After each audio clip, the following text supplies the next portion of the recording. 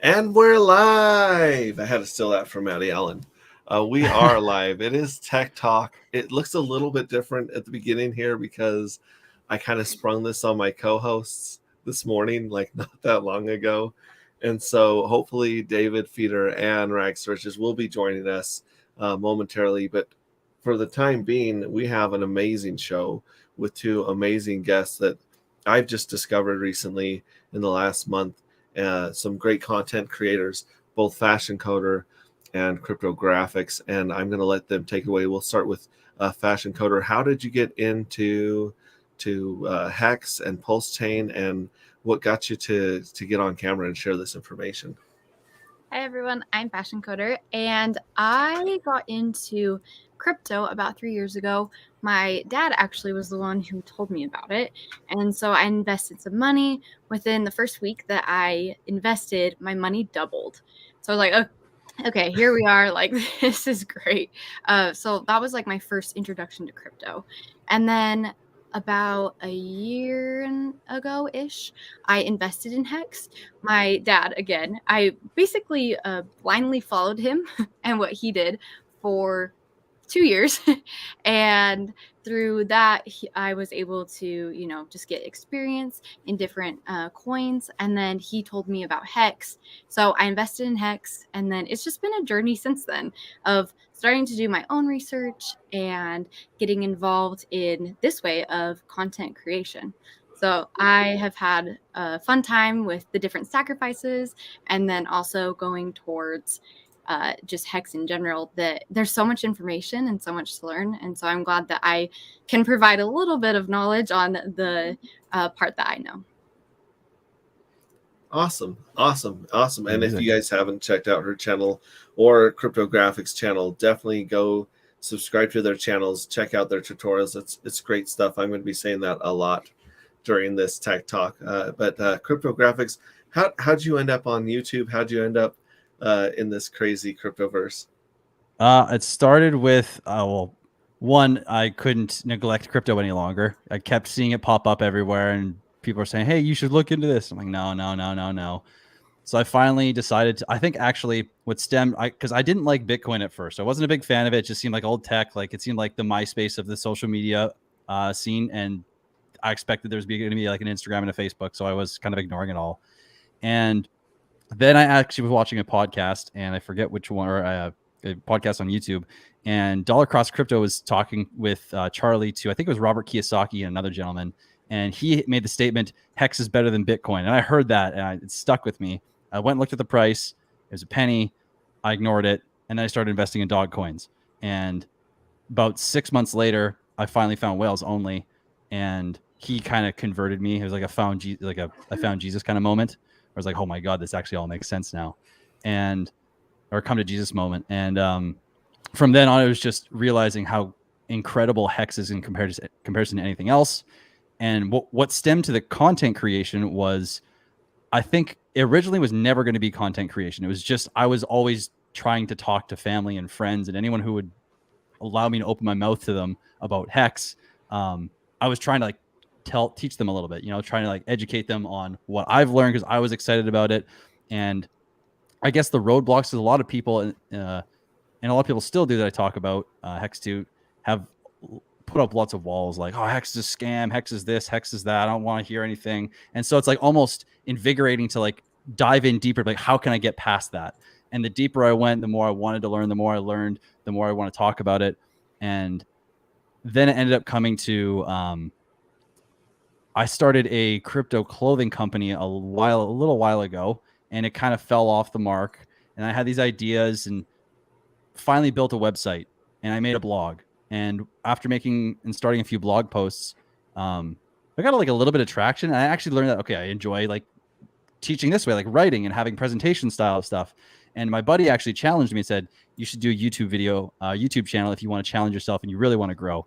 Because a lot of my life is to do with growth and, purpose and all that and finding that. And so I did that, and it was like 3 videos in, I was hooked. And I just had to dig deeper and deeper and deeper and deeper and try to make sure my content was getting better. And it started so fast, honestly. So yeah, that's pretty much the journey. That's kind of funny you mentioned the clothing line, because that's what caught my eye first. Was I saw your logo and some of your, I think someone showed shared an ad for the merch first Oh, before I even really? saw any of your videos, and I was like, oh, that's really, really cool looking. But Oh, I thought it was an exchange at first. You know, I thought it oh, was a no crypto way. exchange. So I kind of went along, and then later I saw it again, and I was like, wait, that guy's got a channel. So I went and checked it out and fell down that rabbit hole, watched a whole bunch of your videos, really good stuff. And then the one that caught me was the one between you and Crypto Coffee, because you guys talked about the lifestyle changes, right? Mhm. Like how money affects you, um, the sudden wealth syndrome, finding meaning after, because a lot of people in life don't set goals, and Mhm. those people that set goals may or may not work on them. But if you've set a Mhm. goal and you work really hard towards that goal, and you meet that goal, it's actually a really strange experience. Because Mhm. because for me, my goal for financial independence started at like 16. It was like my first job at Burger King or washing dishes. I was Oh, like, this wow. is garbage. This is the worst idea. How do people do this their whole life? And so I said, I'm going to be financially free. And I chased that relentlessly with a lot of tenacity until, I'm 42 now, and I was able to retire this year. And now it was like, well, now what? Right? There's that big hole. Mhm. I've got to come up with another, another goal, another purpose, another passion. And a lot of us are turning to paying this forward and trying to share this information and this stuff that we found so valuable and useful. And I don't know, what do you guys think about that? Go ahead, Fashion Coder. I'll let you start. Ooh. I love the whole financial freedom aspect of it, and that's why I actually wanted to make videos. Is I have this opportunity and I have this knowledge in it, and I want other people to be able to experience that too. I recently, I guess 2 years ago, graduated with my bachelor's degree, and once I started working, I was like, I don't want to work for 40 years in a career where it's a 9 to 5 job. But being able to be in crypto and be invested, what like an opportunity of a lifetime that we get to be in this. And then, I mean, it doesn't take away from us at all to share what we know and to be able to bring that wealth and financial freedom to others. So it's just so exciting and that's why I started my channel, because I wanted to help others with that too. That's awesome. Awesome. What about you, That's amazing. CryptoGraphics? Yeah, I think when it comes to I mean, I've always kind of been in the place where the 9 to 5 rat race just never really made sense, but I didn't have any strategic way to get out of it. I didn't get the lessons growing up on how to move out of that. So finding crypto for me and the possibility of, being able to take your entire life into your own hands and have the ability to do whatever you want with whoever you want and bring up whoever you want and teach whoever like give the skills that you've learned to other people. Now it almost feels like it's an obligation. And to be fair, I have not made the money that I know is coming, but I do know that it's coming in one way or another, and that to me is enough for I need everyone that I know to at least hear me. I don't care if they want to listen after the first couple sentences, but they need to at least hear me, And a lot of experiences in my life are the reason why I talked about that. I had that conversation originally with Crypto Coffee, was because of a video I did, and is based on just making sure that people, for myself as a reminder, and other people too, that money is a tool, and when we associate happiness with a tool, we're going to be lost very quickly. And I learned that multiple times over the last couple of years, and so that video was a kind of a reminder to myself. And so when it comes to financial freedom and from crypto, it's like everything to me right now, and I want everyone to be able to learn as quickly as possible. So I think I lost a little bit of the question there, but I think mostly I was just talking about a lot of people have experienced what they call hitting rock bottom in life, and right. they have to take inventory of their life and how they got there and assess their situation. But Yes. when you hit a goal that you've been working for so long, I call that hitting rock top, because you achieve this thing that you thought was going to like be a magic wand and fix everything, and everything was going to change. And then you meet that goal and you're like, oh, I'm still me. My life has changed in some ways, but not in all the ways I thought it would. And now you're like, oh, it really changes your perspective, I think. Yeah, me hitting some lifelong goal or a big achievement. And So how have you two dealt with that then? I'm assuming if both of you hit that point where like you've had something happen in your life where it's like this is rock top, and then how did you like get to that place and reassess and like, keep moving forward? Well, like Crypto Coffee, I partied a lot. Like there's a lot of things that I did that I put off for decades because I've got a family, I've got responsibilities, and I spent most of my time, working and chasing the goal of financial freedom and providing for them. But once I had an opportunity to actually know that I didn't have to go back to work on Monday and I could go experience some of these things that I'd wanted to go experience, like they had an unofficial Burning Man this year, right? And I'd always wanted to go to Burning Man and experience that crazy environment. But I knew that if I did that while I was working, I would probably not ever want to go back to work if it was as fun as I thought it was. So like I put that off for 10 years. Like that was like a delayed gratification or things like that, or just picking up my family and going on vacation without having to plan ahead for months or years, just, hey, we want to go to Yellowstone. And we just rent an RV and go to Yellowstone, stuff like that. So you have that fun kind of celebratory experience where you really get to soak it in and savor the moment. But then you're like, okay, well, now what? Because you, like Coffee said, you can't just go celebrate every day, all day, because it loses its savor, it loses its sweetness, right? And so to me, I kind of said, okay, well, what's another goal that would motivate me? That would add some purpose. And that's when I decided to try and help 1 million families with financial freedom, whatever that means for them. Wow. And that's involved starting the YouTube channel and trying to do some outreach. And most successfully, it's been person to person. There are some people that came up to me in Vegas and were like, hey, I really like your channel. I shared it with people. And that was awesome. That was all I could hope for, was to do that. The difference is now with the first goal that I had of being financially free, it was like a demon, right? Like it wouldn't let me rest. When I woke up in the morning, it was on my brain. When I laid my head down at night, it was still like turning in my head. I couldn't turn it off. I couldn't set it down. It was exhausting, actually. But now this other goal that I have is good because I can pick it up and set it down. Does that make sense? Like I can work on it, but if I want to go on vacation with my family, or if someone needs help, or I have something else to take care of, it's not in the back of my mind like that first goal was, that first motivation that was driving me, right? I can actually like pick it up and set it down, and I feel like I had a little more balance in my life after hitting that first goal and choosing the second goal. That's my experience, but I don't know. It's probably different for everybody. Of course. That's pretty cool, though. What about you, Fashion Coder? Ooh, that's a great question. For me, I feel like I've jumped from goal to goal. And then once I hit that goal, it's like, oh, well, what's next? And so I actually recently changed my career and I got a master's degree. And so once I did that, I was like, okay, well, this is really fun. And I love my current job. I work as a product owner for a tech company. But I'm like, okay, what's next? It's always, that when you're goal oriented, what's next?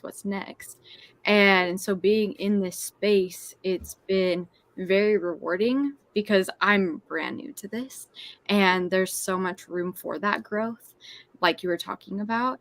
And so, yeah, it's an amazing opportunity to be here and to be able to interact with people like you, both of you, and be able to just learn from your life experiences. But it is, hitting that rock top. I like that saying a lot because that's great. You hit it. It's like, okay, honestly, like what's next? And so I think crypto's in a great space to be in because it is evolving so quickly, and it's fun. That's awesome. And may I ask you, I'm not familiar with what a product owner is. Yeah. So I was a software developer. I'll give a little bit of background. So I was a software developer, decided I didn't like programming in the real world experience because it's a lot different than coding in college. And so I still wanted to use my bachelor's degree, which is in computer science. So I switched over to product ownership. So I still work for a tech company, but I'm basically the liaison between a software development team and the business. So I'm the one who makes sure that the product is flowing how it needs to be within the vision of the company and customers, as well as what the software developers can actually do. So I love it. I get the business side, I get the software side, and it's like the perfect marriage in between the two. That's awesome. And That's what a really blessing cool. it is to have a job that you love, right? Because I mean, I did a lot of jobs that I couldn't stand, but it was like an ends to justify the means, right? Like you're just like, okay, I've got to get this done to whatever, right? And I always thought like if I could find something I really love doing, then it wouldn't feel like work, right? You could have that purpose in your life. And so I think that's beautiful that you and actually a lot of other Hexicans that I've met personally have changed either their day job to something that they really, really like that fits them better because they don't have to do it for the money. They're doing it more as, their calling. Mhm. And then there's a lot of people that were able to set aside, like for me, truck driving, and pick up something like streaming or promoting events and information that I find helpful to people. So that's beautiful for both of those. What about you? Now the funny thing was, you and I were both CRYPTOGRFX. You and I were both in the gold mines. Yeah. The Oh, really? good old gold mines. Yeah, Oh, I yeah. was the Right. one We were that talking. was. Right. I'm the one that was DMing you. That was Right. the last trucking job I had was going in and out of gold mines in In a northern lime truck, Nevada. though. Yeah, in a double lime truck, which is it sucks. That's just the easiest way to say it. It's tough work, and Yeah. you don't want to get that stuff. You don't want to breathe it. You don't want to get on your skin. It's tough work, but it gave me a lot of the money I needed to go as hard into Hex as I did when it launched. So I'm grateful for that experience.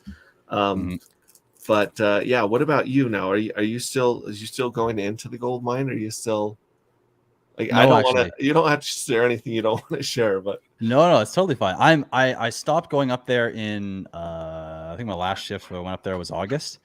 And since then I've kind of been it's funny. I had a moment because I came back and like we were talking about with financial freedom and trying to attain that, like you were saying, you have this like constant hunger, like it's always in the back of your mind. You like need to do it, right? Well, that was like the first step for like over the course of the year prior to that, where I had gotten closer. It's like I was working a 9-to-5 job, making bare minimum to the point where like I had to look at my bank account to afford a Cliff Bar. And then the next year after that, it was just like a flip, like completely, where I went out to this gold mine. All of a sudden, like the money is completely different and my life had changed, right? But then it was like, okay, well, money, and this is one of the realizations I had, was that money can't get you happiness, because I came out of it and I was like, well, I need something more. It's like I hit that rock top. I need to reset and reevaluate my goals. And I started trying to make a business out of whatever I could think of. I've been a producer for a long time. I play guitar for most of my life. And so I had that avenue I tried to go down and I wasn't really feeling it. And then I had this crypto thing and I almost called it quits. I almost went and got a job again. And I went in for an interview at this construction company and it went really well. I loved the way we interacted. We had a great conversation. It seemed like a good company. I knew I had the job. They told me, Kate, we're going to send you some forms.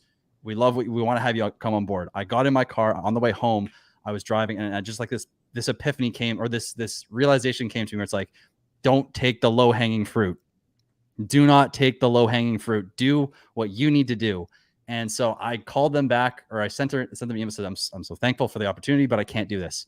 And ever since then, I have been on this slow kind of meandering path to figure out where I am now, which is now the path that I have and is full-time content creation and trying to grow this, try to educate people. And I don't have another gig. This is what I'm doing right now. So, which has been amazing because teaching and doing this and connecting with amazing people like you two, and all the other people that I've connected with so far is so much more rewarding than any other job I've ever had. So I want this to be my full-time gig, and this is going to be my full-time gig. So that's where I'm at right now. Nope. Am I muted? Oh no, I'm sorry. I was muted while I was typing up here. No, it must have been really difficult to because you're used to finding something secure, something that you're comfortable with, that that's going to work out, like the sure thing, right? Mm-hmm. But then there's probably some part of I don't want to sound too woo-woo, but maybe like your spirit that was like, hey, you can do this, or like keep pressing in this direction. That's awesome. Mm-hmm. Awesome. Yeah, I definitely think there's. You're right. Yeah, it does feel a little like a spirit kind of thing, but not to go too deep on that at all. But yeah, I agree. I appreciate it a lot. Okay, up here earlier, let me see if I can find this this comment right here. I believe it was chemical crypto or something like that. Old school chemistry right here. Fashion Coder makes crypto entry so easy to understand.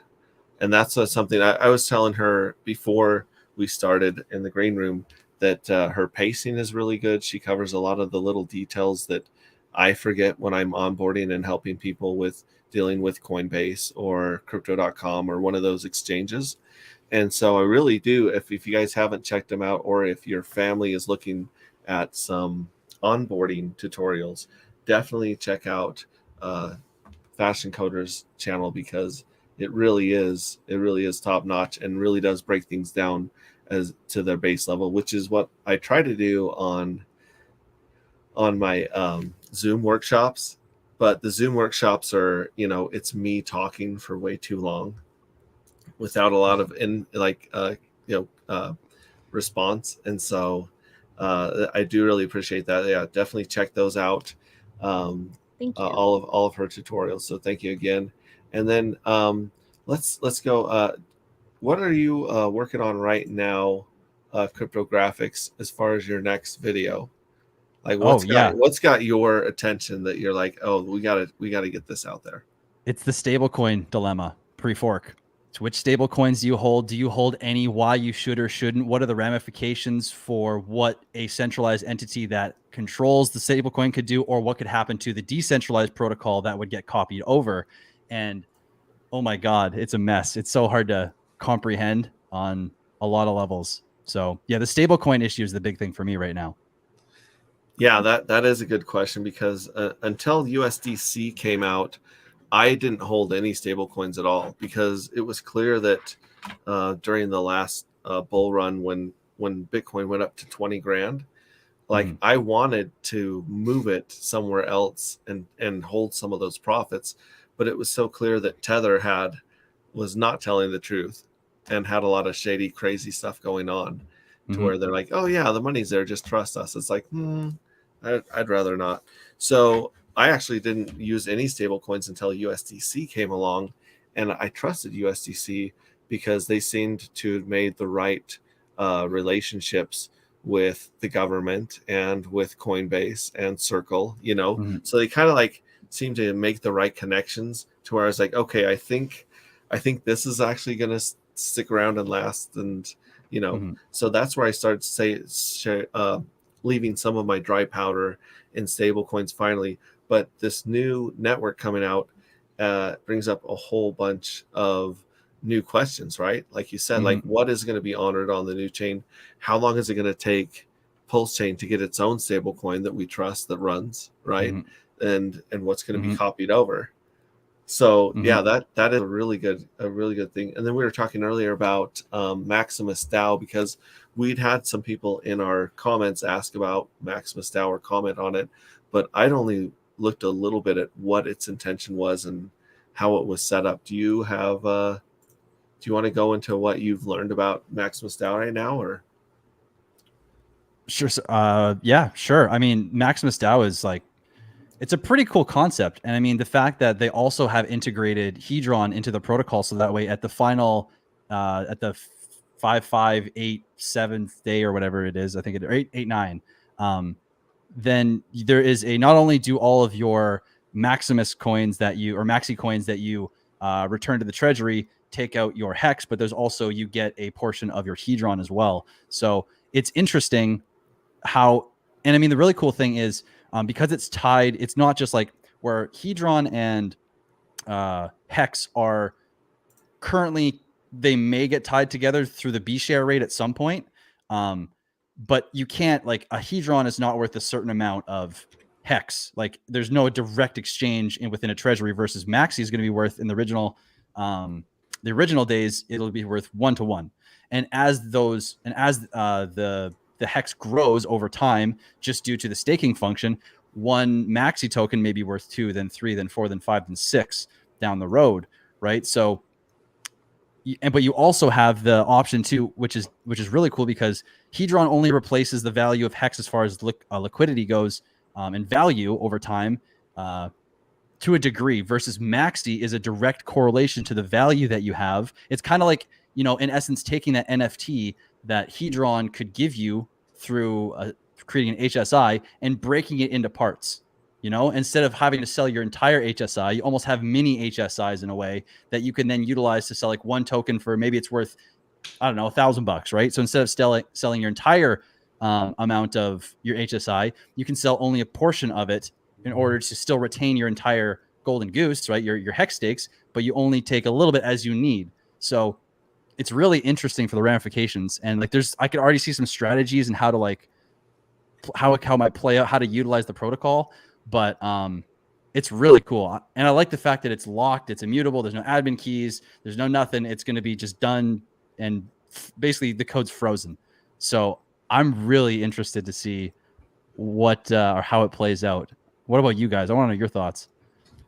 I think that's a really interesting idea. Go ahead, Fashion. Yeah, I really do not know much about it, so I'm definitely going to be watching you and what you come out with, because it's something that I'm still trying to wrap my head around, of how does this actually work and be successful. Right. Yeah, I actually dropped in the private chat there. You can go to the Maximus.cash page, and there's a white paper you can go to. It's actually a pretty easy and short read for a white paper. It's pretty easy to understand after reading that. It's probably like a 5 or 10 minute read, and you can get a pretty damn good understanding of how it operates through that. Thanks. Yeah, and have they finished the code, or are they going to get it audited? Like, what process are they at? Do you know? Last I saw, I think I saw either a tweet or a video come out within the last day saying that the test phase is done, and I think the audit has been completed as well. If I go to the Maximus page here, I think I saw that. So I think they're pretty damn close. I don't know how far they are out from being completed to the point of launch, but I think we're pretty damn close here. Mm-hmm. Let's see. So basically, it sounds like you've got the interest that's being born from the stake, the hex stake, right? Then you also have the dividend being paid out of Hedron. And not everybody has a 15.2 year time horizon. And not everybody has 150 million hex to max out the bigger pays better bonus, right? So this kind of allows you to buy into a contract that's taking advantage of both those bonuses and the payouts of the dividend and the interest, and then also making that tradable. So, I mean, T-shares are shares in a smart contract. And so this is almost like making those shares tradable without having to trust a third party. Is that kind of sound like a good summation of what I'm understanding? Or yeah, it's almost like fractionalized T-shares in a way, because each Maximus is worth the percentage, like grows basically each day, right? Because every hex is like multiplying, or your what you have put in is your total growth, right? Is represented by the 1-to-1 token ratio of Maximus to hex on day one, right? But then every day, as that your portion of hex grows, technically the individual value of a single Maxi token will also grow fractionally, right? So yeah, over time, I guess it is kind of what you're saying. It's just so interesting, because it's like with Maxi, you can almost commit to that 15-year stake, and almost it's like taking advantage of the 15-year stake and the benefits of it and having the growth rate, but being able to cash out literally whenever you like or buy back into that stake. Right? Because that's the thing, because you could sell all of your maxi and then buy all of your maxi back at a later date, and you still get the exact same amount of hex at the end of it, you know? Or you could buy more, right? If there's a dip, you could buy more if there's an opportunity, or sell at a peak, you know? I mean, there's just so many interesting ways it's just such a cool protocol. I can't wait to see how it works. Jawa says maxi equals correlation to future value of staked hex and hedron in the future should be correlate to 1 B share dividend by average days staked theoretically. Yeah, theoretically. So that kind of makes sense, because a lot of people are trying to figure out where the value of hedron is going to land. And because it's a derivative of a B share, then eventually it should have some sort of a ratio to a B share's value. A lot of people are hoping, but I guess we'll find out. So, you know, shout out to Jawa, shout out to Bristology in the chat. I didn't do any shout outs earlier. I'm going to do a few shout outs here. You guys don't mind. Cherafin, he's here, even though Rags is not shown up yet. Bufo on the beat. Good to see you. Red Squirrel, as always. A lot of these guys are here every week. I really appreciate Ben Nesbitt, Finbear, Crypto, TYRH. Thank you, Richard Hart. Crypto King. We got MoFit Mills in the chat. I met her in Vegas. She's really, really cool. And then we got a lot of people here that have followed Fashion Coder over here. Like people I've never seen before. Micah Lobb. Let's see here, Abby. She says she loves that phrase, but she also said in one of these, she had no idea what crypto was until she found Fashion Coder. So there you go, spreading the word. Cool. That's awesome. You know, let's see. And then, of course, Danny Boy, Finbear. Danny Boy says, how do I sacrifice? I don't think there is a sacrifice for the Maximus DAO, is there? I think it's launching and then you buy into it. Yeah, there's a 14-day launch period where the only hex that can ever go into the contract go in that period, and it's closed. Yeah. Yep. Shout out to Vibra Finance CEO. I DM'd you to join us if you want. And Yep K's here. He says Rags is a bum. That's right. Rags is a... No, I like I was telling these guys in the green room, I kind of sprung this morning on Rags and David Feeder, who are much more popular than I am on this stream. And so they're going to try to make it. Hopefully, we'll see. Versology says it's a trade 1-for-1. So 1 hex for 1 maxi. So yeah, in the beginning. Yeah. It's cool. And and Versology is also backing you up. There's not a sacrifice. Yep. And you meant using liquid hex. So another reason for liquid hex to get locked up, because I mean, really, that was one of the most exciting things about Hedron. I thought was here's an opportunity for all this liquid hex to be sucked off the market and locked up, because all we want is for as much hex locked up as possible to number go up, as Richard says with the fundamentals. So here's a question: did you hear the news? Only 2 more months till Mainnet. You know what, Giovanni? I can't. You're giving us trust issues here with these promises. Versology says only 2 more months. Woohoo! I did listen to that interview with Richard Hart, where he was saying hopefully they could wrap up the sacrifice balances in the next 2 weeks, and then maybe 4 weeks after that they could launch. But I'm hoping got a little bit hope based on June, but then again, I'm not really placing all of my hope on June as far as the launch. I don't know. What about you guys? What do you guys think? I mean, Fashion Coder, have you had a chance to check out the GitLab and kind of look at the commits and see the progress there? What do you think about that? Yeah. Oh, I hope it's soon. I've been having dreams about it, actually, because I am ready for Mainnet to launch. But I think you're correct that June's probably a good estimate, but who knows? I hope it's sooner, but you can just blink twice for the date. Like, give us the the date in Morse code with your eyes, and we'll jot it down. You don't have to tell everybody if you don't want to. Bristology says, I just got done listening to that interview and came over here. So good to see you. Thank you very much. Is RH a Star Wars fan? My new prediction is May 4th. May the 4th be with you. Which that's one theory right there. So yeah, that is really interesting. That usually this is where David Feeder and it was David Feeder and K4K. They chat with the devs quite a bit. Like obviously not in person, but electronically, and they're always kind of giving us little juicy bits and things that I don't quite understand as a layman, you know. So it's pretty cool. People are predicting Easter launch as well.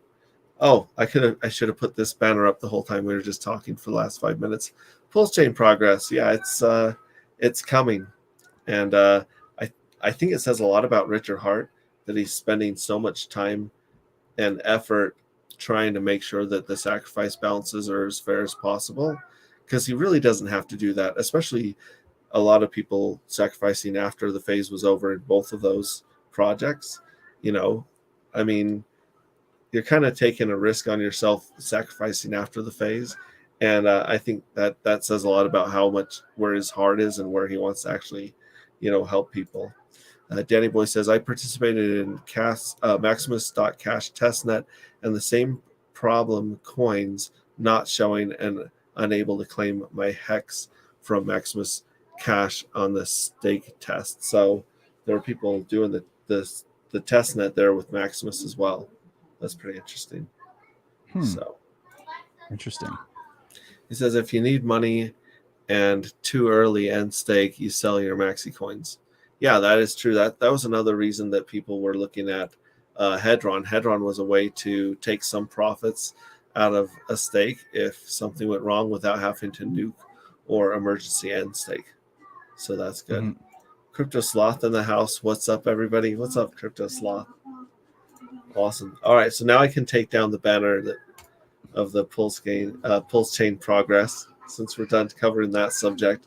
I did have another question brought to me by a friend, and he was wondering, he had a question about the Staker app, how people were able to get their free airdrops from the Staker app, or how they were able to move. And I'm not very familiar with the Gnosis wallet. Have either of you guys played with the Gnosis wallet? Nope, not even once. Everything that I do is on a computer, so I haven't used it once. There have been a couple times where I've used different forms of atomic swap or other ones that make it very difficult to move your coins out of a wallet once you've traded, or that you're trying to get to, because the airdrop should go to that Ethereum address, if I understand correctly, right? Right. And so there are times where I've had to go port my private keys out of a wallet into another one to get to my coins. And so it might be that sort of an issue with Gnosis wallet, where you might have to actually take your private keys, import them into a new Ethereum wallet in order to access some of your airdrop coins, or coins that aren't showing up in the Staker app. So that's the only workaround or solution I could think of. Again, if David were here, his beard could give us a better answer. His beard, what I'm giving you guys. His beard is so full of wisdom. Icelander says these guys are very responsive. You may be able to get them to join the stream, and that's something that happens a lot. Usually I'll start streaming about something and people will just jump on here. So Viber Finance, they're on vacation with the kids right now. Enjoy your vacation. Thanks for joining us on stream. I appreciate that. Giovanni says, can you all go around and tell us how you learned of Richard Hart and his projects? That's it. That's a good question. Fashion Coder was mentioning earlier that her dad was the one that got her into crypto and Hex specifically. Is that correct? Yep, that's correct. So I didn't do any of my own research. It was all from him. And I just invested, and it's turned out great. Yeah, that's awesome. How did you come across Richard Hart, CRYPTOGRFX? Yeah, I was through Whales Only, actually. I guess technically it was dollar cost crypto. Yeah, it was dollar cost crypto, but then I got educated through Whales, and then I stumbled upon Richard and just like, holy crap, this guy knows so much. It's insane. And I started watching like his conferences at some of the what was it? There was like blockchain conferences where he was up on stage with the guys from Monero and all these developers, and he's like basically running the ship, or if not running the ship, he's helping run the ship. That the whole time it was like, holy crap, okay, this guy knows what's up. I need to follow whatever he's saying. Awesome. Yeah, I was a Bitcoin maxi back in the day, and Richard Hart was one of the only people that was correct about the price calls, because I was always trying to accumulate or stack sats back in the day, and he was really, really good at calling the top and bottom. So I started watching that, and then I started going back and watching his self-help videos, which I got a lot of information and value from. And then, then he started talking about, the CFD token. Do you guys hear about that one? No, actually. No. So back in the day, he was trying to find a better use for the computational power and energy being used on mining. And he was trying to figure out a way that to use that to fold proteins and do medical research. And after a month or two of talking to devs and working on it, he was like, yeah, no, we're done.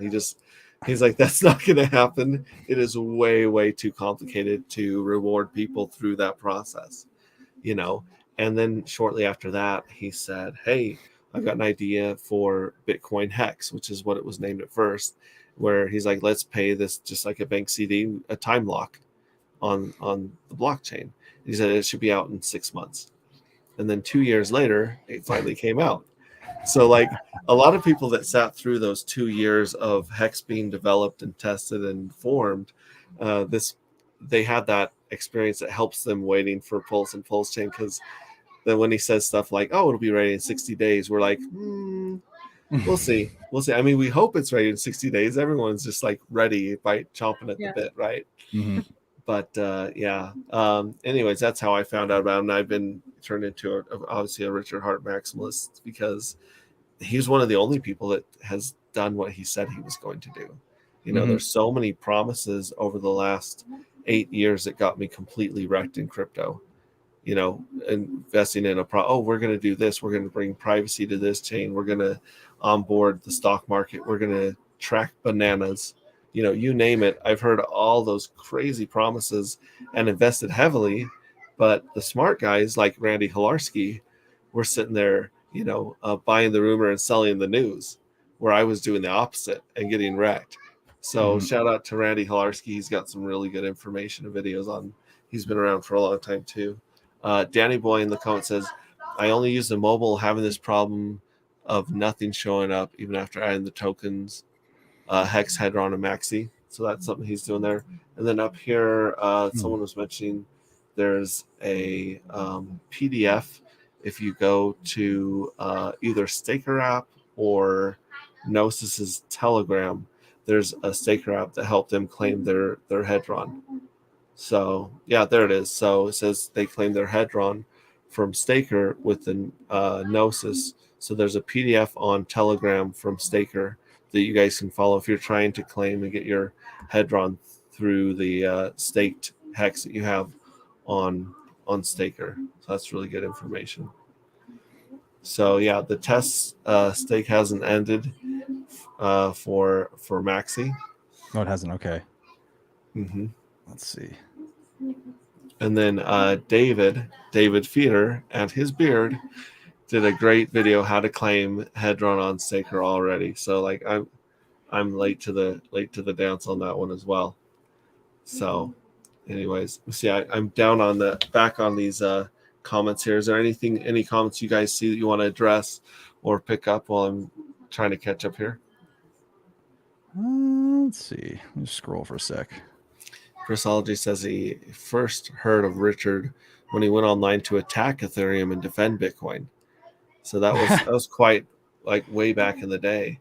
And like Richard said, you can be correct about what's going on, and you can still lose money even being correct, because the issues that he stated, and he actually kept that that paper up saying these are the issues I see with Ethereum. But had you just invested in Ethereum back in the beginning, you would have made an insane amount of money. And that's part of the reason he took a look at his world view and updated it and launched on Ethereum, because 2.5 years ago, Ethereum was the best network to do our hex stakes on. and unfortunately, it's turned to be not the greatest network. So even a lot of the copycats and Hourglass games that were launched along with or on top of Hex have all moved off of Ethereum because they just couldn't handle the fees, unfortunately. So Giovanni says, I only learned of Richard in December and I'm sad it was so late. Well, it's not too late in the scheme of things, I would say. You're still early. That's what Mango Junkie, shout out to Mango Junkie, who apparently is a spider monkey who can type, that loves mangoes. He says we're still early. That's a great profile pic. I think I need to change mine to an animal as well. All right, we got Crypto Ewok says even the newcomers don't realize how early we are, and I think this is a really good point right here.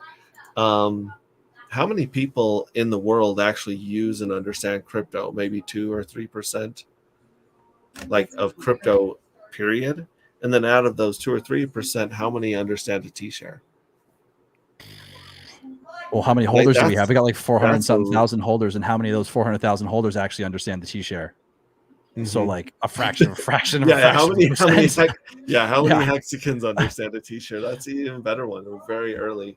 Yep. Hexanair says, can you imagine I bought Hex as a no coiner, didn't even know who RH was and not know what Hex was. Wow. So yeah, it's crazy how people are here. They're very early. A lot of the people I'm onboarding right now they're younger. Like I said, there's some of my kids' friends that'll come over and help us with yard work or whatever. I'll pay them in Hex and sit down and onboard them. I don't even mention Richard Hart to them because, they're like 15, 16, 17-year-old kids. If anything, I would probably send them the self-help videos, like, the ones about discipline and delayed gratification, how to give a good apology. Those ones are probably the ones I would actually send to like the teenagers before him, destroying someone in a debate with harsh language, Yep. So. All right, cool. Any other questions? If you guys have any questions, throw them up in the chat. We'll do our best to answer them. Valiant Brand in the house. Great stream.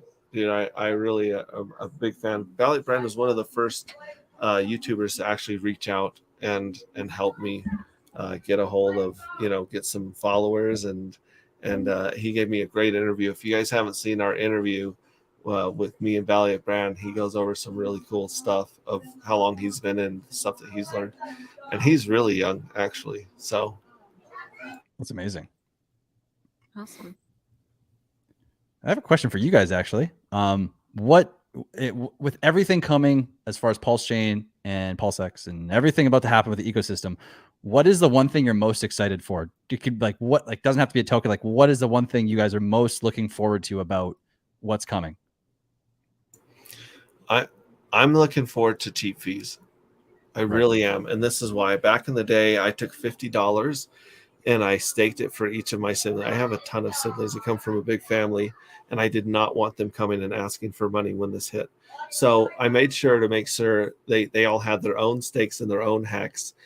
And I knew that they weren't going to listen to me because they knew I was crazy and they grew up with me. So I was like, I'm not going to worry about my credibility and trying to convince these people. So I set them all up with $50 of stakes back in the beginning. And for $2 to $3 in Ethereum, you could actually create a staking ladder, right? And go through Uniswap and do all that stuff. So this was like all the fees that we are now paying $300 to $400 for. And since then, because that was earlier, they're all sitting on somewhere between $12,000 to $18,000, even in the dip that we're in right now. And that came from $50. And that did all the convincing for me, right? Was that. And I wish I could go back to giving someone $20 or $50 and locking it up and letting them watch it on their staker app and convince them of how powerful this stuff is, right?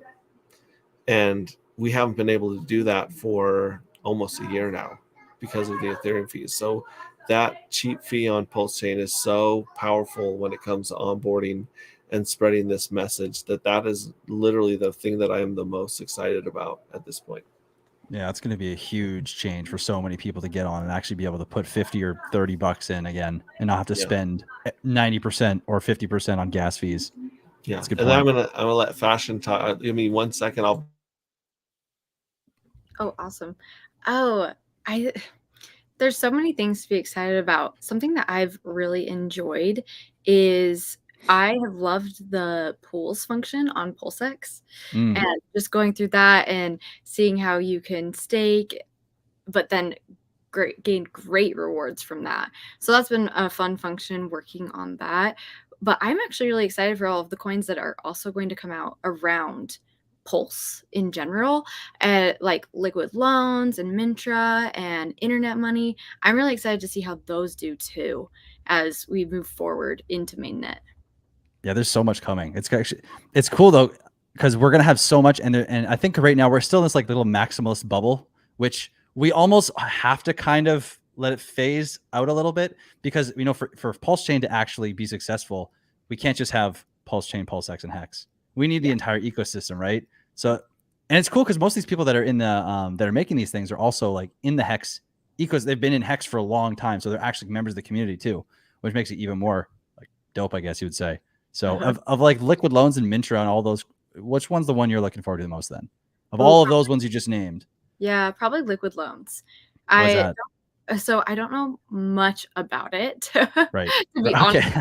honest. My goal actually for my upcoming videos is to go over all of these different ones. I did Nice. sacrifice for it though. So Sweet. Okay. yeah, and I could completely be wrong saying this, but it's a type of loan that you can take out against your coins. And so it's going to be interesting. So look it up. I'm also going to do more research into it as well. But I think liquid loans is going to be a cool one. So yeah, what about you? I agree. What are you most excited for? I think I'm just excited for, what would I be most excited about? I think the thing I'm most excited about is actually the growth of people that are able to access the opportunity, and the people like when this goes live, it's seeing how many people will get a chance to possibly just either make a small change in their life financially or possibly a big one. I mean, that's what I see as the thing I'm most excited for. Obviously for myself, but for everyone else. I don't know. There's no bad thing. You can't pick anything that's going on right now that's coming up Pulse Chain, and it's a bad decision in my mind right now. Everything that's being built that's from this community is going to do something, And so, like, you can basically throw a dart at the ball with a lot of these opportunities coming, and it'll make a difference. I'm excited for everyone. That's the thing. Yeah, totally. And even just the airdrop, how big that's going to be with onboarding people into the Pulse Chain network, but then also like doubling your coins is going to be hopefully a life changer for a lot of people too. Oh, 100%. Yeah, just an instant 2x on your money, essentially. Just waiting for you. Yeah, not many people have experienced a stock split or something like that in real life, where they've gotten more of a token or certificate or something like that. So that is going to probably blow a lot of people's minds when they get a big airdrop like that. Mm-hmm. Awesome. Oh, 100%. Giovanni asks advice on onboarding people. Not many people here in Italy are into crypto, and I don't want a bad reputation of scamming people. They only know Bitcoin. What is your guys' experience with what's worked and what hasn't worked when it comes to trying to help onboard people? I think it's that personal testimony of this is what happened to me and I put in this and it's worked and it's something to be excited about. And so it's me telling my story, my crypto story to them, and that's helped me help others. Yeah, that's really powerful. What about you, CRYPTOGRFX? Did you get everyone in the gold mine onboarded while you're up there? No, they're so stubborn. It's insane. They don't want to hear anything. They're just like, yeah, okay, cool. And they want to go buy their dirt bikes and they want to go buy their things that go down in value immediately and then have to come back in 3 weeks and make all their money back again. So the onboarding experience that I've had is going to be kind of difficult, I guess, because I haven't been in Hex for too long now. So it's like I don't have that unfortunate testimony. I have your guys' testimonies, but it's not the same. I can't be like, my life has changed drastically because of Hex yet, but I just can see all the moving parts and I kind of have this vision of how everything's going to go. And I try to relay that, but that's been difficult. What I've found is the best is I gave some to family, some Hex to family for Christmas. And I noticed that actually sparked their interest of like, what is this? What did you just give me? Versus just like kind of what you were saying, HexRay, about starting those stakes and letting it speak for themselves. It almost doesn't even have to grow for them to at least be interested.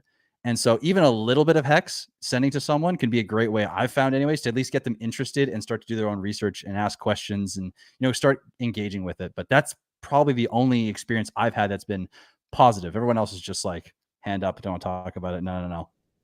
It's difficult. Awesome. Yeah, that makes a lot of sense. And I tell a lot of people learning crypto is like learning a new language. If you were to try and speak Spanish and you didn't speak Spanish and no one else in your town spoke Spanish, it'd be really difficult for you to learn Spanish, even watching YouTube tutorials on Spanish, right? And people are so busy and, they've got so many distractions in their life. To take time to learn a brand new thing, they've got to believe that it's going to be worth their time, right? Mm-hmm. And then the other thing I learned from Crypto Heartbeat, shout out to Crypto Heartbeat, he was talking about, there's basically 4 types of people, and you kind of have to speak to them and what they're interested in and what they value, right? So let me see if I can remember this off the top of my head. So there's like the rational person, where you can throw them some facts and figures and logic, and that's what they, kind of relate to.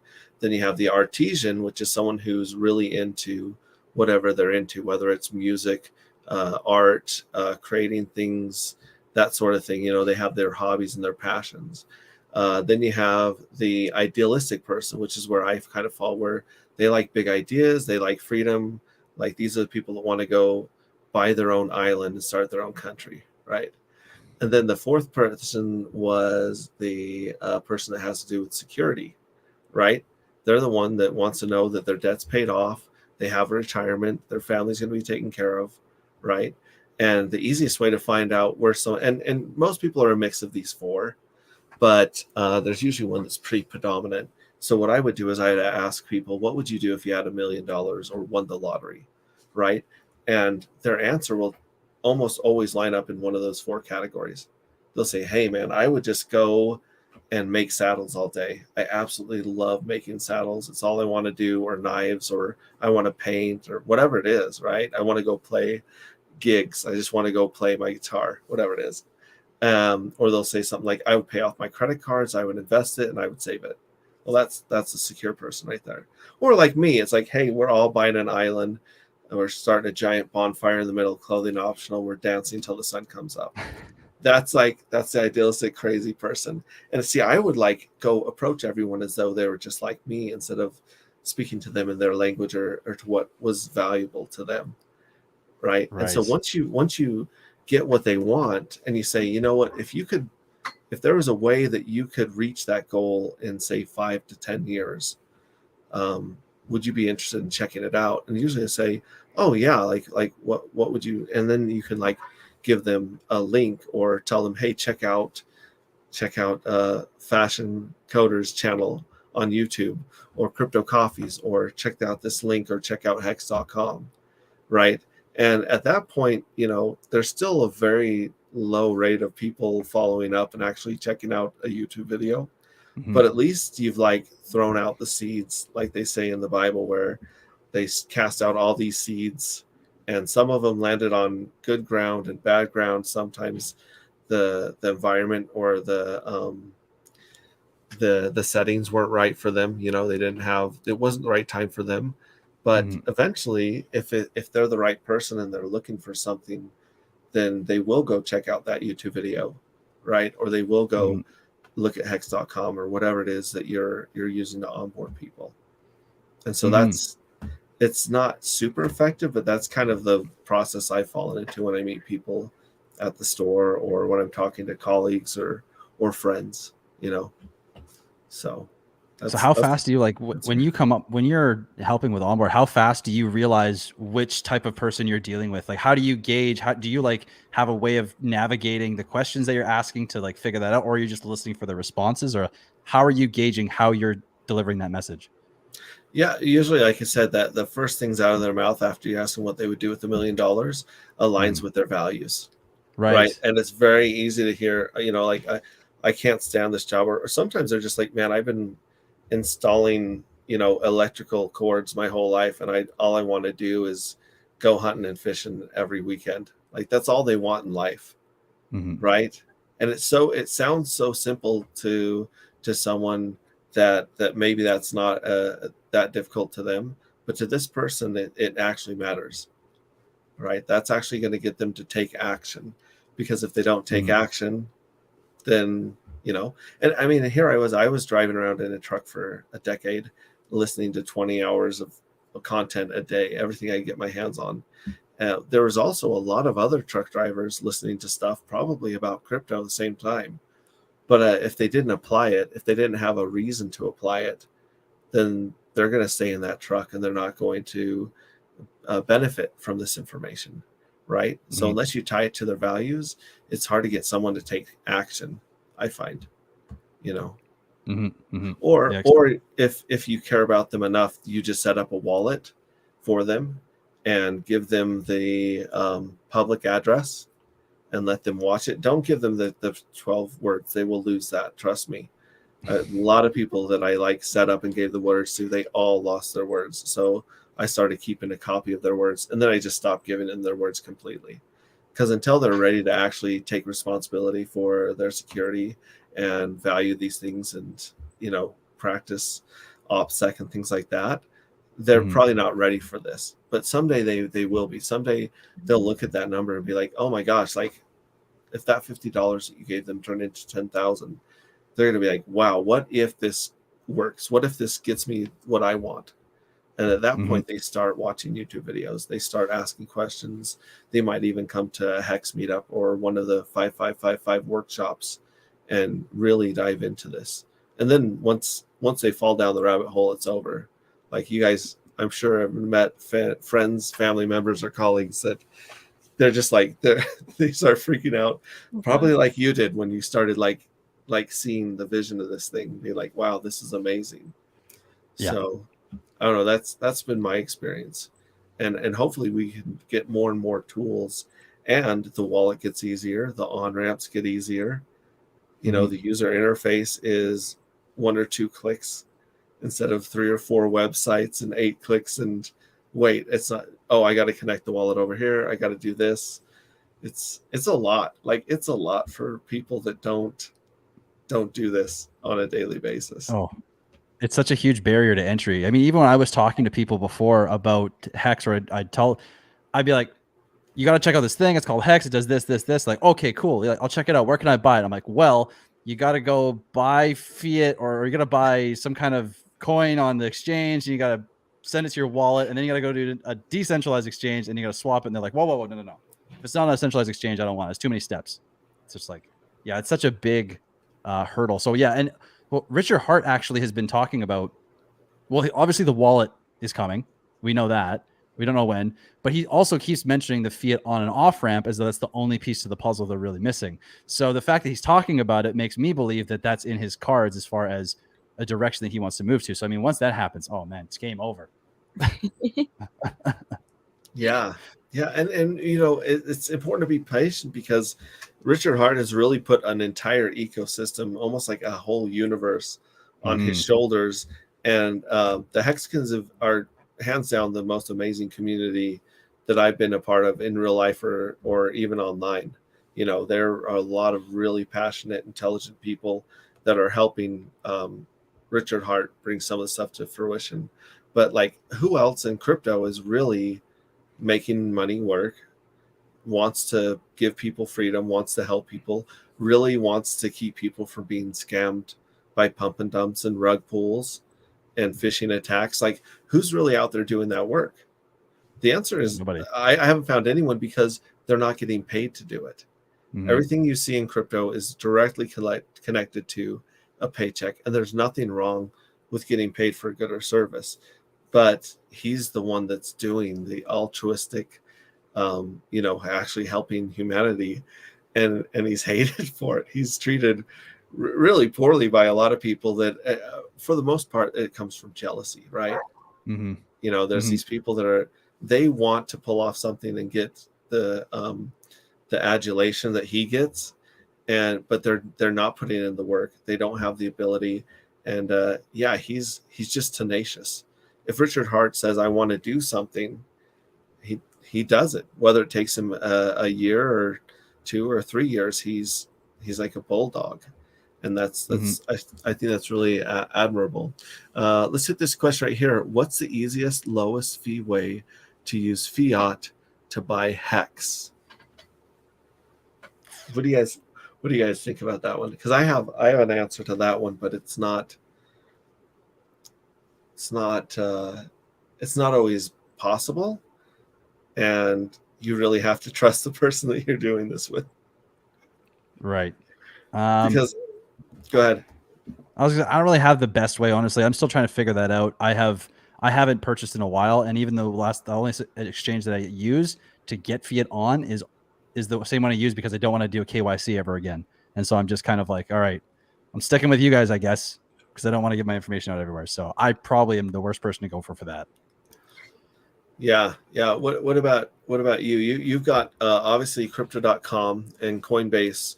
They're charging people around 3%, give or take, the option, and then you're going to pay a fee to Uniswap, usually switching USDC or Ethereum into Hex. So that's another, $30 to $300 fee depending on the day. Yep, exactly. Right. The easiest way, the cheapest way to get Hex is to earn it. Like these kids doing yard work for me. I don't have to worry about these kids like turning me in for like illegal money wiring fraud or anything like that. Thank goodness. So you do have to trust the person that you're doing this with, that they're, there's not going to be problems down the line. But yeah, paying people or earning it is the easiest way to get crypto by far. Another way, if you want it more simple, there's local cryptos. I think it's localcryptos.org. They changed their name, but localcryptos.org, where you can actually do bank wire transfers, deposits. You can meet in person at a McDonald's parking lot. And these people normally add a fee on top of crypto.com and coinbase.com, because usually they have an account at one of the exchanges, and they're adding a fee on top of that and selling it in person in cash or by some other means, right? So those are two other avenues. They're just more work than setting up an exchange yourself and going through the KYC, the verification, and waiting for the limits on your account to be either allowed to move freely or increased, right? So that's my answer to that one. I think we have a bunch of questions actually now that we've been chit-chatting here. So it says, get the people you trust, tell them something that could potentially 10,000x their money with a little patience. Works for me. I think another good point to bring when you're onboarding people is not to give them a 6-month time frame or expectation like that. I try to start everyone with a 5-year minimum time frame in mind, and that's 5 years from the time Pulse launches. That's not even 5 years from now, right? I tell people, like, hopefully this is coming out in the next few months, but once it starts, give yourself 5 years to really let this thing work, let it do its thing. And so there's that. Hex Huddle says, from any Hex, use the non-ERC, not ETH, but BUSD, USDT, TRC20 for XLM from Coinbase, and then go to changenow.io, change it to Hex there. And then if using StakeWrap, then stake also, no ETH. That is one of the nice things is I believe StakeWrap does the ETH in the background for you. So you're not required to buy the ETH with the Hex, but that's another option right there. That's pretty cool. That's nice. Chrisology locked up $500 for his niece pre-big payday, locked it till 2025. It's worth $53K right now. Like, this is the kind of stuff that really blows people's mind, and you can't really recruit it. Even when the price comes down, it still is an insane increase from the money that was put in there. So that's true. Let's see. I'm looking for some more. Is Sacrifice open for liquid loans? I don't know much of these projects. I don't think that it's still going, is it? Yeah, The I liquid loan SAC? I'll look. Okay. Well, we'll put Fashion Coder on that task. Viva Finance CEO. That's how I got so many people into Hex. Just send it to people. Even the Albany 5555 stop, we gave everyone who came some Hex. It cost $750 in ETH gas, but it was so worth it. People need to see it, and that's true. See it in person. So yeah, that is true. Like, because then they're not trusting your credibility. They're not trusting Richard Hart's credibility. They're seeing it for themselves with their own eyes. That is pretty cool.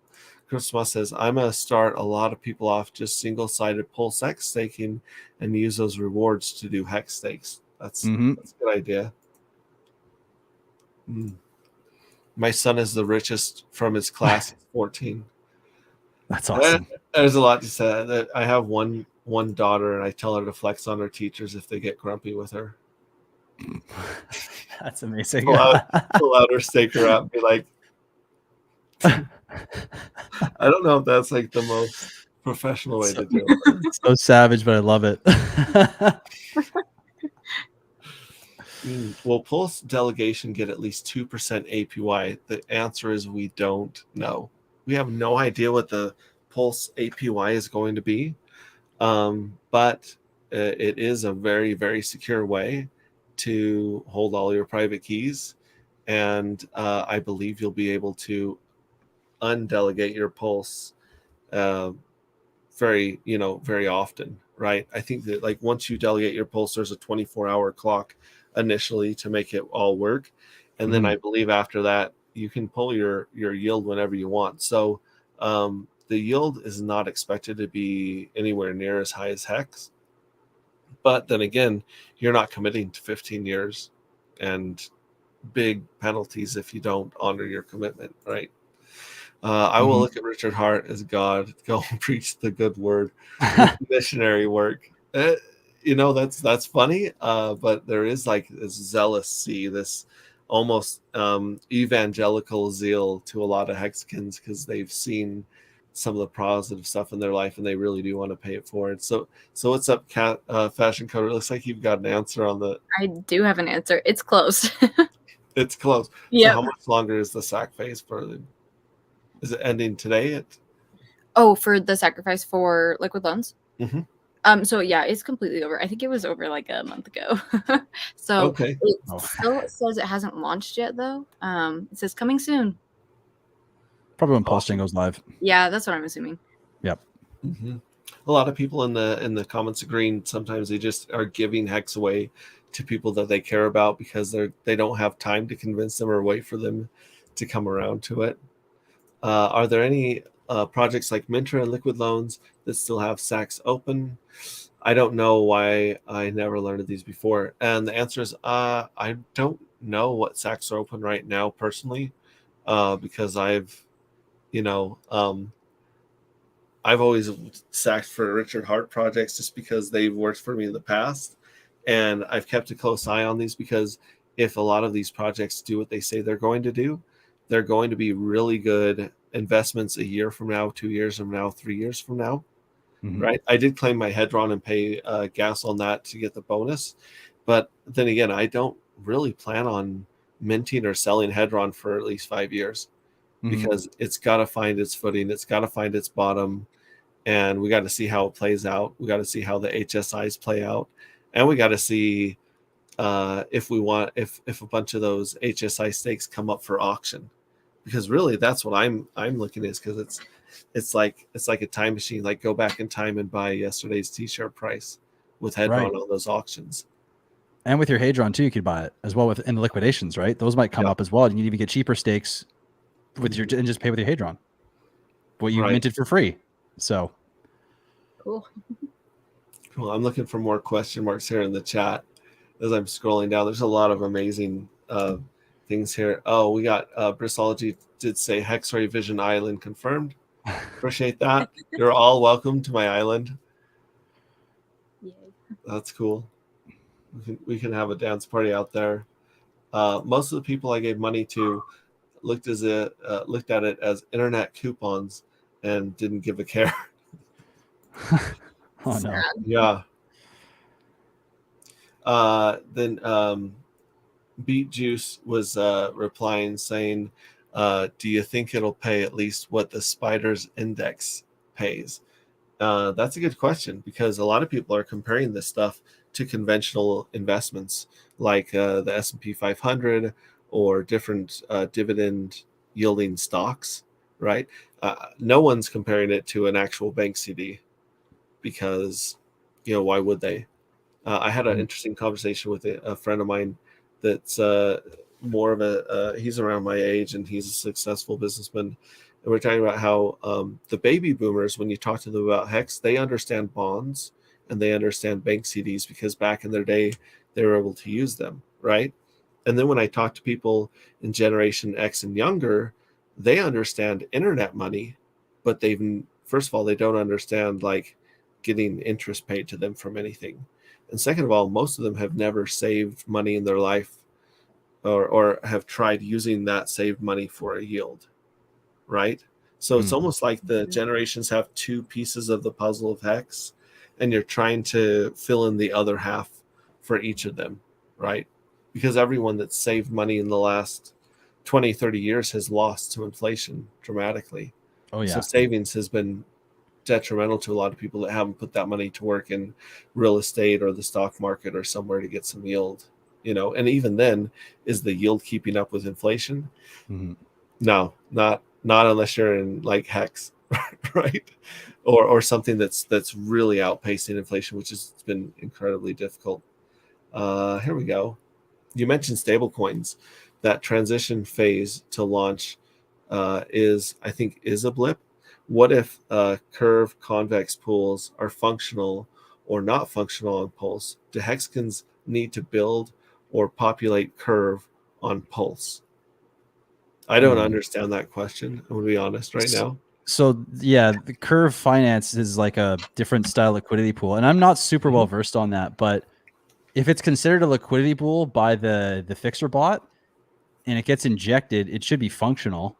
But so basically, what I'm saying is like the supply that gets injected into his liquidity pools and that gets harvested to like make sure the ratios change it from ETH to Pulse, these liquidity pools. If that gets injected into like Curve or Convex pools, then they should be functional. I think the bigger issue is with these decentralized stable coins is that they're collateralized vaults, not pools. And so therefore the decentralized stable coins will be wrecked because all the collateral, like 300 ETH, when it gets flipped to Pulse, will be worth 30 cents instead of 900 and something $1,000. And so you'll have at least 44% of the vaults in DAI, for instance, are going to be worth 30 cents for every 900 and something $1,000, and they'll be completely uncollateralized. So it makes no sense to pay back the vaults with DAI. And so the vaults actually can't get fixed because no one wants to waste their DAI to buy a liquidity or a vault that's never going to be worth what they're getting out of it. So there's just a lot of weird things going on with that. That is the bigger issue with the stable coins like MakerDAO.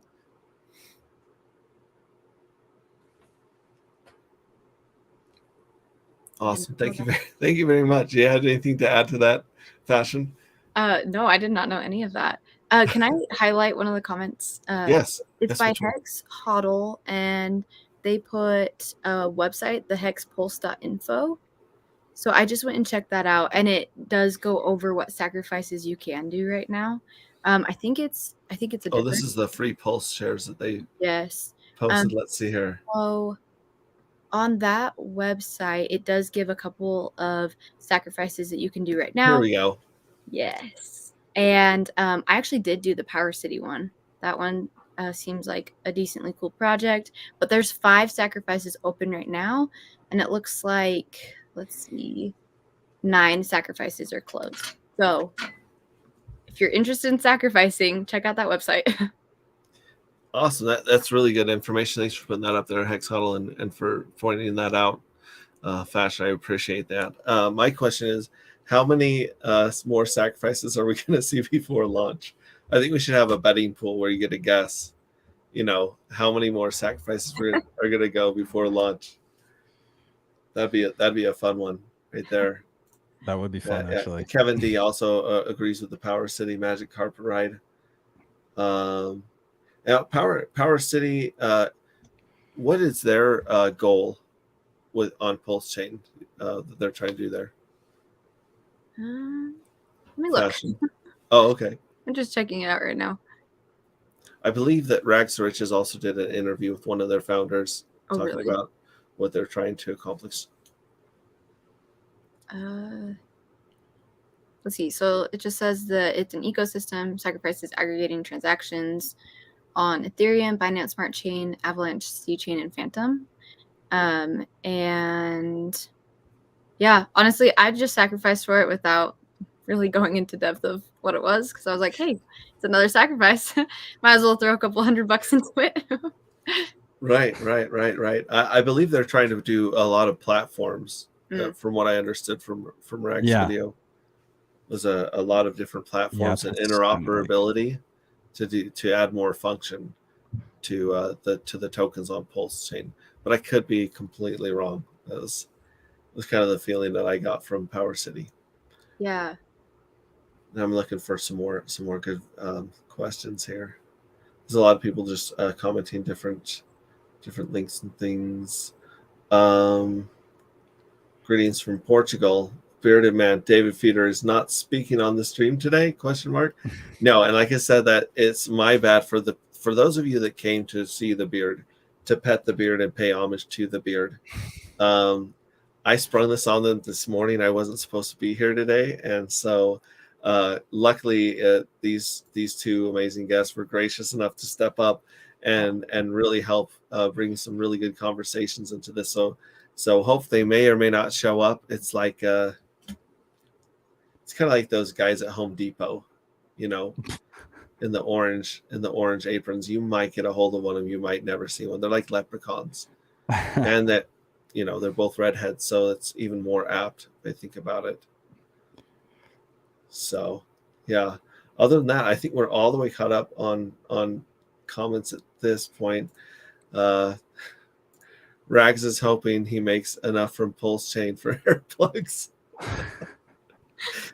That's not nice. That's savage. That's not nice.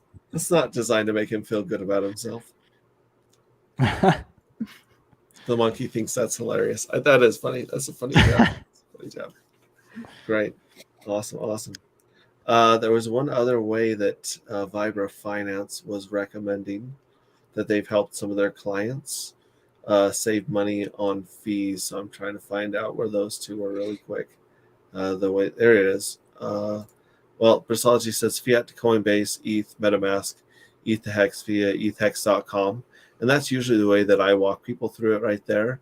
And then the other one is, let's see here. You can send Litecoin or ADA to Atomic Wallet, swap it for Hex. You'll need like $12 in ETH gas fee to send it after it's swapped. So it's a cheaper swap over there on Atomic Wallet, but you're still paying that fee coming back, which hopefully you're saving money on that. And really, like, who knows what $12 in fees today could end up being in the future, right? True. And so that's another reason I'm really excited for the cheaper ones. So anyways, so let me ask you, do you guys have anything else you'd like to cover or even ask of me or the audience, the people in chat here? Well, I saw a question that was actually not a bad one. I was curious about actually before I saw the question. So Logan Lancaster just asked, what is everyone's strategy when Mainnet comes out? And I want to ask you guys, what are your thoughts on like going into the fork? Do you have any strategic way you're planning to hold coins, or is it all one? And then after the fork, like what are your plans? Are you doing anything in the bridge or before the bridge and then after the bridge? Yeah, go you take this one first, Fashion. Okay. Oh, I feel like I had a strategy, and then I was going to first go directly into pools on PulseX, and just like dive into that. But it seems like what's going to happen after watching K4K's videos is that they aren't going to have that be an immediate thing, that we're going to have to vote on what pools are going to be available. So I am trying to rework what my strategy is going to be, because that was like my full all-in type thing. So that was there. And so I don't know. I'm not exactly for sure yet how I'm going to go about that. I don't really want to go directly into farming for pulsex. I'm not sure if that's the best option for me. And so yeah, I'm still looking for my new strategy of how to go about that. What about you, HexRay? Yeah, real quick, David Sanchez says Crypto Sloth has a video on ratio trading. And that, I think that's pretty close to my plan. Is we've seen time and time again in the Hex community the spike and the crash, because if there's one thing Hexicans and people in crypto like to do, it's front run. Like they want to be the smartest, fastest dude out the door with their money in their hand, right? And it's to their detriment in the long run. But noticing like Big Payday had this happen, both SAC phases had this, where the spike, the price runs up and then it crashes because everyone thinks that it's done its thing, when obviously I don't think it has. So I'm expecting to have a lot of dry powder on the sidelines, and I'm expecting a crash right before launch, and maybe 3 to 6 months for us to find the belly or the bottom of the market. And I just plan on buying absolutely everything on sale, and then putting it to work and waiting 5 years. That's literally my whole strategy as far as it comes to like wherever it does the best work, whether it's in farming or just straight up delegating the pulse or whatever is the simplest and easiest way. I'm going to put it there and I'm going to let it do its thing, because after watching the last 2.5 years of Hex do its thing, it's so much easier than trying to guess and time things like we used to when we were trading and trying to find the right coin and the right pump and dump, which I never did. I was horrible at that stuff. So that being said, I have a really boring strategy of buying everything on sale. And sometimes I also try my hardest to keep 10% of my bags liquid, so that when one pumps and one crashes, then I take a small percentage off of whatever's pumping and I go buy whatever's crashing. And over time, it's kind of like dollar cost averaging, but you're dollar cost averaging with the same money over and over again. And if there are things that you believe in, like Pulse and Hex, where you're happy sitting in either of them and you can handle the times that the price is down, but you have a ton of tokens, then that's kind of my strategy so far. I like that. That's awesome. I like how you also got like the complete, you have everything is the longest term, the long term. It's like your mindset sounds like it's completely for allowing everything to happen on its own and not taking any unnecessary risk, which is really cool actually. Yeah, every time I try to do something in a year or less time frame, I've got wrecked in crypto, because I'm not a whale and I don't own, I just don't know what's going on and when it's going to happen, including the launch of Pulse Chain. So what you do is you just learn to be really good at like floating in the ocean with a life preserver, right? And just riding the waves as they happen, because I have no control over the waves of the ocean. So I've just been trying to not even surf, but just float with them and just go with it, right? I love it. So I think I saw another question here.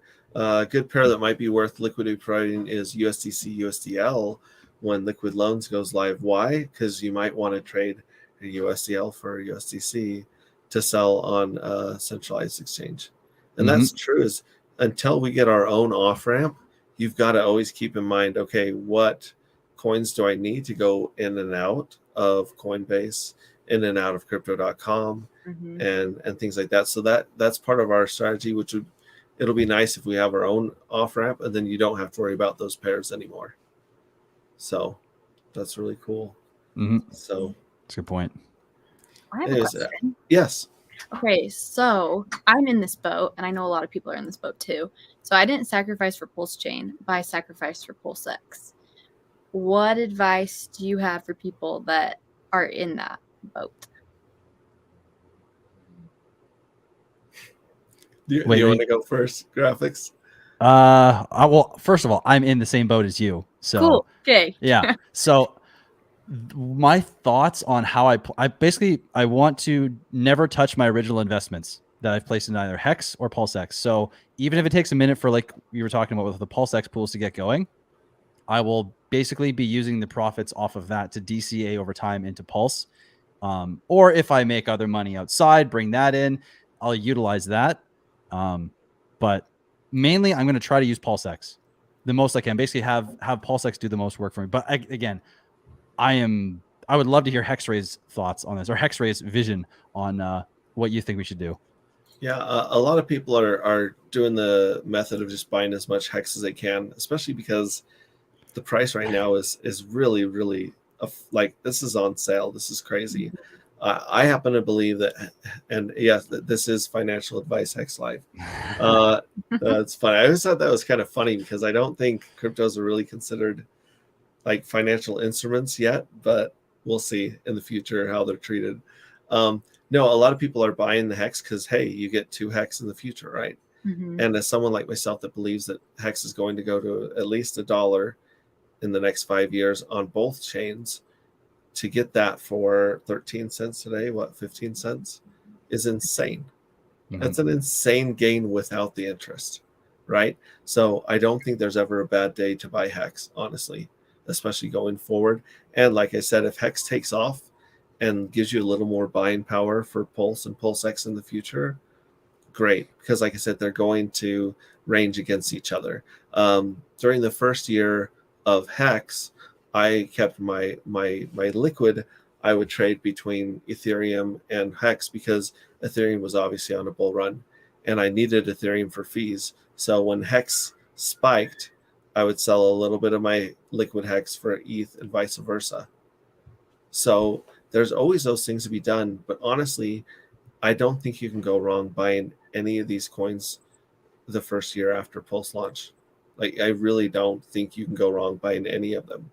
And one day you might want to put more into one or another based on what's on sale. Mm-hmm. But I just see it like going through a grocery store and buying what's on sale out of the ecosystem. The Richard Hart ecosystem is just, and Rags has done a lot of really good videos about this. People are struggling. They want to get some extra money to dollar cost average in.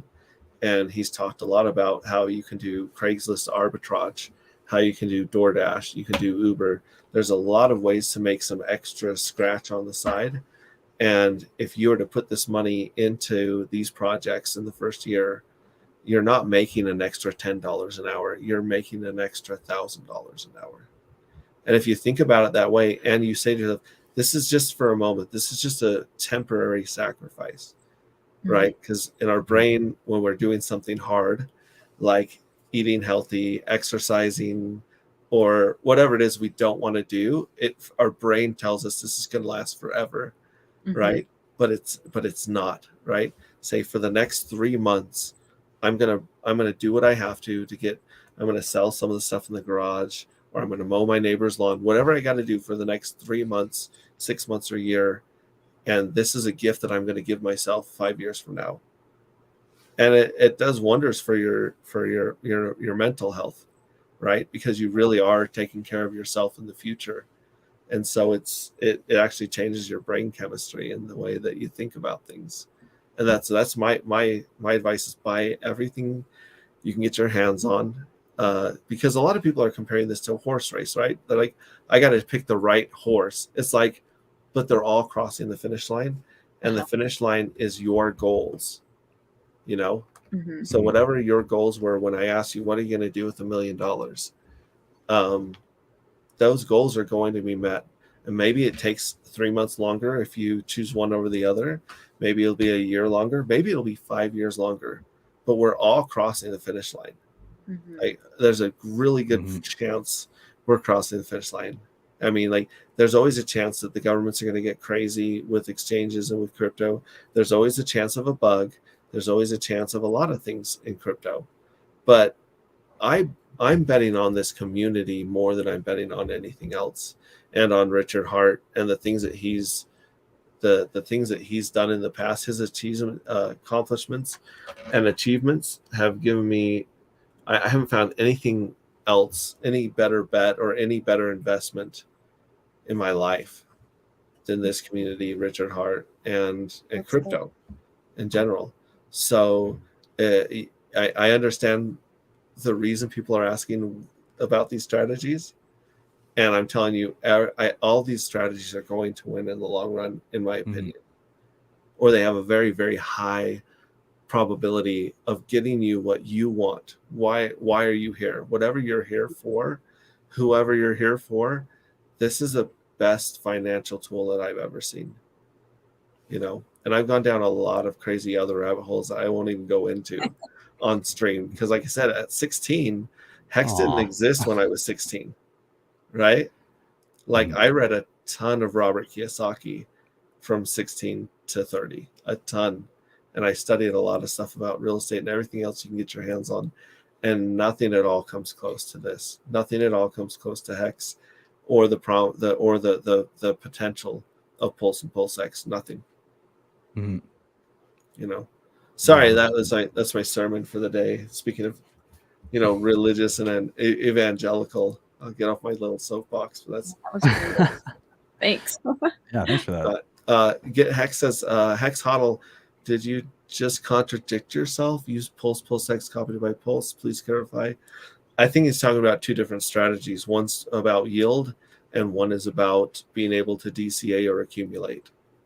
You know, I think one of the comments he was talking about earlier too, because he mentioned where was it? And he actually made a point that I forgot to bring up to the strategy. He was talking about use your PHEX copy for swapping into PLS, which is a really interesting one the more you think about it, because when it comes to which community or which coins are going to be adopted the fastest on PLS, like which community is the most centrally knowledgeable of Pulse Chain? Well, the easy answer is obviously Hex, right?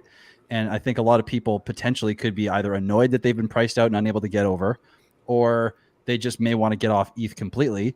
And so if you are holding eHex right now, or Ethereum Hex, and you get your copy of Pulse Chain Hex, there is a chance that the Pulse Chain Hex's price goes up higher than the Ethereum Hex's price is. And so you would have those gains that you could use from the Pulse Chain copy that you got in order to utilize or to DCA on the Pulse Chain network. You know, there is a chance that you could do that because it might go up high. Who knows, right? There's lots to look at there. So all that, you didn't even need to drink of water. Well done. I do need to drink water. That's a funny thing. Yeah, there's insane game theory going on. Mm-hmm. This is like a game theory universe of game theory universes, right? There's all this stuff you can do with the HSI stakes with your Hedron. There's all this stuff that people want to do with liquid loans. And the truth is, as long as you're putting your money to work, whether it's Hex or Pulse delegating it or liquidity providing with your free copies, you're going to have this yield. And at that point, you'll always have that as well that you can DCA into things, right? So if you're taking your liquid loans yield, your farming, your liquidity providing, any of it, if it's working for you and bringing you a passive income, you can always put that into what you think you wanted earlier, right? There's always a chance to balance your scales, or, you know, to move stuff to where you want it. Unfortunately, a lot of people want stuff when it's rocketing, when it's like I said, people went crazy over 50-cent Hex. I had a lot of people reach out and throw tons and tons of money into 40 and 50-cent Hex because they're this is it. It's taking this my last chance, right? Yeah. It's the FOMO kicks in. Yeah. And then I call them back right now, and I'm like, hey, it's 13 cents. Like, well, you know, and I'm like, no, you're doing this backwards. Yeah. You're doing this backwards, and it's really hard to train your brain to do that. I remember Matty Allen forced himself to buy Hex every day that he saw a red candle to try and change that psychology of buying the dip. And and he would get himself excited and try to pump some dopamine into his brain as he was buying the dip to try and train himself to buy the dips, to buy what's low, because human psychology is buy when it's rocketing and sell when it's crashing, right? Mhm. And if you can get yourself, I know some people have switched the colors on their charts to be positive colors when it's down and negative colors when it's up, to try and trick themselves to see green candles and associate that with positive emotions. So it really is it really is just like a fight within your own brain, like the emotions and the way we're wired to seek dopamine, right? So I don't know. I like that though. I like the setting the candles to opposite. It's like yeah, seeing the green candle go down, see go time. I like that.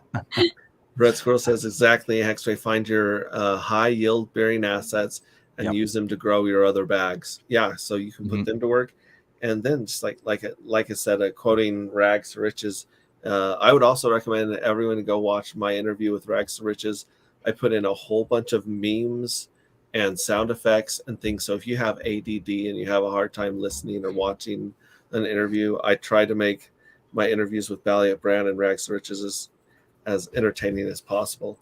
My wife calls it a fever dream, but go check those out and listen to what he says about grinding. Even if it's for, like I said, 3 to 6 months, you can grind and you can buy something that can outperform all of your hard work at your job and the rest of the year in just a couple good moves in crypto. So yeah, Hex Hodl points out the Chinese have them reversed as well. And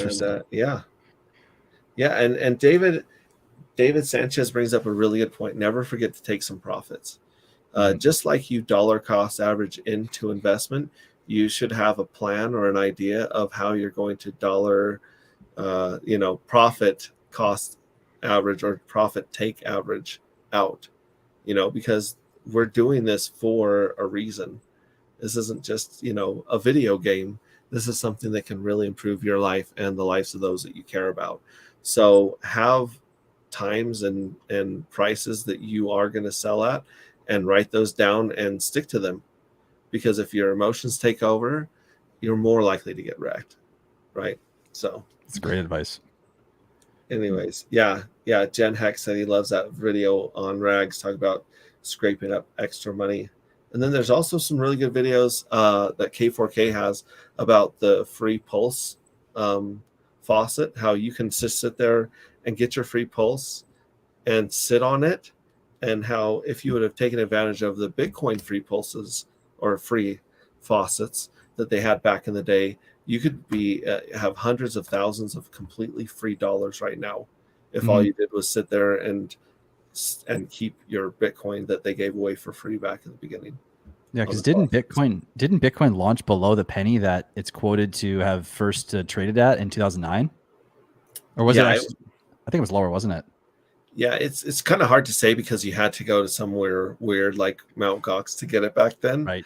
Or know a nerd that was mining it and playing around with it. But the nerds would have gladly given you 1,000 hex because it was dust back then, right? Right. It was just some cool, experiment at that point. And now that crypto has proved itself more than an experiment, people are still trying to catch the next big wave, which is what we're doing here, but they want it faster, right? They want it in 6 months instead of 5 years. And really, 5 years goes by a lot faster than you think, right? Yeah. And then Mofit's asking for demos when it launches. Pretty please. I'm sure there'll be a lot of demos from this community when stuff launches. There's a lot of demos right now on testnet, but it will definitely have some more there as well. So that's awesome. Yeah, and RTS says Bitcoin was basically free at the beginning. And even if you had come up with a plan to sell your Bitcoin, like say, I'm going to sell Bitcoin, 10% of my Bitcoin when it hits $1, 10% when it hits $10, and so on, you still would have held on to an insane amount of wealth, even selling on the way up if you had a plan and stuck to it. True. That's a good point. That's a really good point. So yeah, and definitely check out K4K's tutorials on testnet. They're great. And like I said, and Hex is free too in the beginning. If you had a Bitcoin and you signed a transaction, you got 10,000 free Hex per Bitcoin, and even more of that if you referred yourself, which a lot of people did back in the day. So anyways, that was great. What about you guys? Do you guys have anything else you want to bring up? Any other questions you want to ask me or the audience or the people in chat? I gotta think about that for a sec. Later this evening, you're going to be like, Yeah. Exactly. I should I have like a list of things. No, it's been great. This has been a really, really good tech talk. I mean, minus the gingers, we have had a really, really good. Johnny Chaos says stalking. I don't know if he meant stalking or he's stalking us or if he's talking about staking, but yeah, that's great. If you guys have friends, families, coworkers, the guy that you buy hot dogs from at the stand, send them to both graphics channel and fashions channel, both. Everyone go to their YouTube, subscribe, like their videos, comment on their videos, get them some traffic because these guys are amazing. Every month I'm amazed at the talent and the professionalism and the intelligence that joins this community. It's beautiful. It's wonderful. I really, really appreciate both you guys for being on this stream. Why don't you guys tell everyone where they can follow you, subscribe to you, and what you guys have coming up. I'll start with you, Fashion. Go ahead. Yeah, so my YouTube is Fashion Coder, and then my Twitter is just down below, Fashion Coder 6. And what I have upcoming is going over more in depth the different coins that are also going to be in the Pulse Chain ecosystem. So the ones that were in one of the links that we showed earlier. So I'm going to go on a deep dive and go in and explain those and how they're going to help us in the Pulse Chain network. And I'm really excited. I think it's going to be a good thing to do an overview on the ecosystem. Awesome. We'll look for that and follow her on Twitter, also at Fashion Coder 6. And then where do people follow you on Twitter? Subscribe to your channels, CRYPTOGRFX. Yeah, so Twitter is just CRYPTOGRFX, CRYPTOGRFX. And then on YouTube, the same thing. There's no other attachments or anything in the name. It's just that. But I guess for my channel too, it'll be basically the Richard Hart ecosystem plus things that I vet that look like it's going to bring more value to the community and be a safe place for people to potentially invest as far as any opportunities go. Yeah, and you said you might also do a video on the stable coins coming up when you figure out some stablecoin game theory. Yes, so I have like a big old PowerPoint, like almost 30 slides that are done, but I need to I did a live stream yesterday talking about it, and as I was speaking it out, I was realizing that I'm raising more questions when I'm talking out loud now, so I'm like, damn it, I have to go back to the drawing board. So hopefully that comes out Monday, but I'll do I'm trying to do videos 5 days a week and then stream Tuesday, Thursday, Saturday, Sunday, but now because I'm having some tougher questions being asked, I'm taking a little bit less time or more time to make the videos. So it'll be 4 days a week of streaming, Tuesday, Thursday, Saturday, Sunday, and then maybe for now, maybe 2 to 3 videos a week. Hopefully get back up to 5 when Pulse Chain launches, but it'll be something of a schedule like that. Awesome. And are you guys planning on coming to PulseCon in September in Vegas? I want to. Awesome. Do either of you guys have a code yet? A discount code for the audience yet? I know you can go to pulsecon.com or pulsecon2022.com or I am freedomtv.info, and you can get a code that you can send to your followers and the people on YouTube so they can get 10 or 15% off, I believe, the tickets. So whoever's got a code in chat, that'll be the one. I haven't got one yet. I was planning on using one of either David Feeder's or Rex to Riches code. They didn't show up though, so I don't have either of those codes handy. So, Oh, but no. anyways, if anyone puts one in the chat, I'll throw that up here. But yeah, I'm going to be going to PulseCon in September, and I mean, even the one we had with Maddie Allen in 369, that was a lot of fun. Once you meet this community in person, it blows your mind. Like the excitement, the happiness, the positivity, the intelligence. What you already thought about the community is really validated, and you've got a lot more excitement going forward. So that's awesome. Yeah, so everyone go follow, go subscribe to these two awesome people. Thank you again from the bottom of my heart. This stream wouldn't have been what it was without you guys coming and sharing your information. I appreciate it very much. And we will catch you guys probably next. Well, no, let me see. I might be here next Sunday. I might not. I'm not going to say this time because last time I kind of shot myself in the foot. So join us for some more Tech Talks. Share this video with your friends, like, subscribe to my stuff, listen to my Zoom workshops if you have trouble sleeping. They will knock you out faster than Ambien. And Mango Junkie says, wash hands, wash hands. So anyways, thanks again for coming here, and we'll see you guys next week. Bye, guys. Watch HexRay. See you guys. Yeah, thanks.